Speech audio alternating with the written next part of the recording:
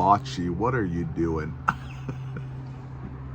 You know, it's been a little while since we've had these videos, and what better time to do it after Vince McMahon retired. So let's just kind of sit back, maybe have a coffee or a drink, and I don't know, just talk a little bit about this whole Vince McMahon situation and how everybody got worked yesterday, including myself. Oh yes, I got completely swerved. I got worked like no one's business. And you know what? I'll take the giant L. That's fine. I knew it was going to happen eventually. And while you guys kind of sit back and listen to my thoughts on everything, I want to know exactly, everybody, where were you when Vince McMahon retired? Like, were you at work? Were you sleeping? Were you maybe out hiking? Which would be really weird considering the internet connection would probably not be so good. But I actually am curious, man, where exactly was everybody when Vince McMahon retired, man? Because that seems to be like the #1 hot topic. For me personally, as you guys know, I was at work. I cut the video in like a locker room, dressing room area, which was super funny because it was just like an instant reaction kind of marking out, man. I had like 100 notifications. It was wild. And even when I found out the news, like I never actually expected it to happen. It's one of those things that like, oh, you know what's going to happen one day. But when it happens, it still kind of like hits you pretty hard.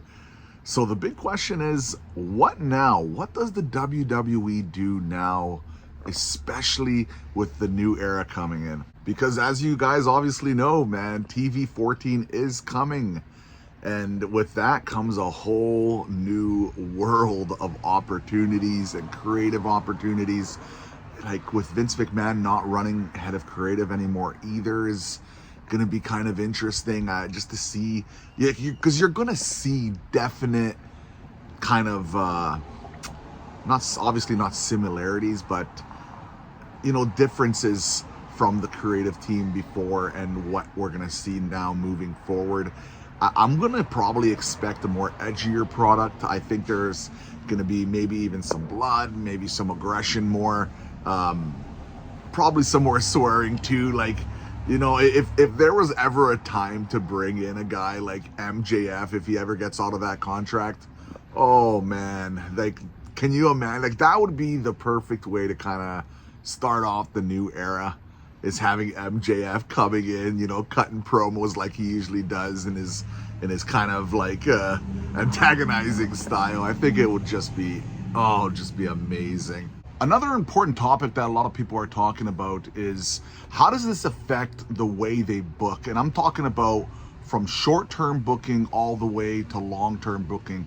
For me personally, I'm a big fan of long-term booking, something that takes at least 2-3 months, sometimes even planning longer. Of course, injuries happen and all those type of things, but I just feel like when you have more of a long-term vision, the product seems to get to be a little bit more entertaining because of that. A lot of the times back in the day, they used to do a hell of a lot more long-time booking. Another little thing that I wanted to kind of get into is kind of gimmick shows. You know, AEW, they do a lot of kind of like, even on Dynamite, like they had Shark Week and they had people in the cage, even though they went through it, which was weird, but that's a whole nother topic. But gimmick shows are something that I think doesn't have to just be on pay-per-views. I actually quite like the idea of having kind of gimmick shows on Monday Night Raw and SmackDown. They do it with like Halloween and Christmas events, so I can't, like, and NXT does it quite often, so I think the WWE should actually think about doing that as well. I think that would be a pretty decent idea, something that a lot of people have been requesting and something that I would be quite curious about as well, for sure. The other major topic, of course, is people talking about, what does Triple H do now? He is the head of talent relations. Does that mean that he's going to get more opportunities to make more of an impact on the product? I hope so, personally. I think it would be a really good idea. People love the guy. He just survived a really serious scare. I think it would be a really good idea to get him more involved. And another name I keep kind of, well, not me hearing, but, you know, I read some things, and I hear that maybe potentially John Cena would be interested in doing a more of a permanent role somehow in the WWE. Oh, Bocce, what do you see, bud? Who's there? Oh, it's a lady pushing a stroller. Why are you barking? I'm just saying hello. And there's so many fascinating directions they could go. Actually, just recently, we've heard that Max Dupri is going to be doing the main part for the Maximum Male Models, and LA Knight potentially is free to go back to being LA Knight, which would be pretty exciting. It was actually kind of crazy this morning because he was trending, so LA Knight was trending, but also Max Dupri was trending. So I thought that was kind of interesting, having both of his names trending at the exact same time. And I do wonder, with Triple H's involvement now, I could see a lot of guys like maybe Tommaso Ciampa here. Yeah, I know he's not called Tommaso anymore, but I think he could get a pretty decent push here. And I think he's going to push for his guys. I definitely see something like that happening. I'd be pretty surprised if we don't see some pretty interesting new names coming up here.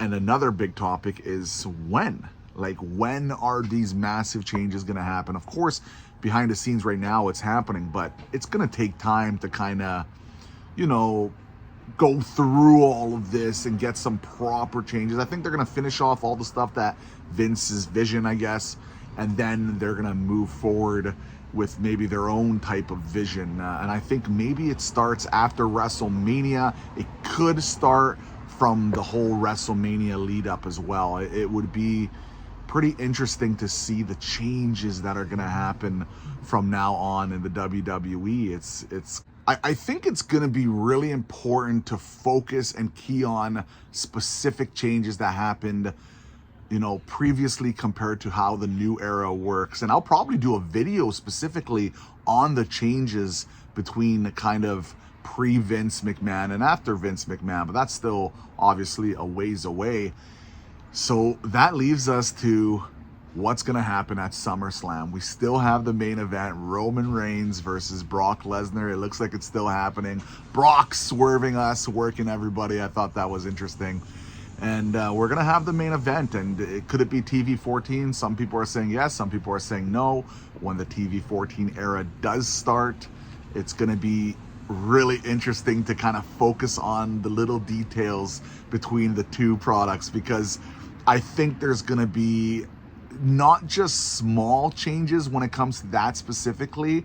I think they're going to be pretty huge. I think they're going to try to kind of like change up the perception of the WWE, and it's going to be interesting to see, and I'm all for it. So I hope you guys enjoyed this style of video. This is completely different than what I usually do. I do it from time to time on like story times, but dropping a like, dropping a sub, I would really appreciate it, and leaving a comment. Let's go check them out. Cheers, guys.